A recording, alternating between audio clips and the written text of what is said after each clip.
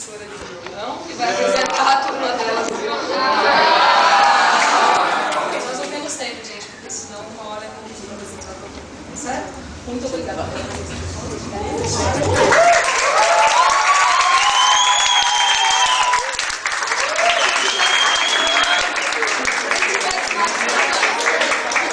Você vai pegar a sua flauta? Eu lembro que você já puxei a flauta.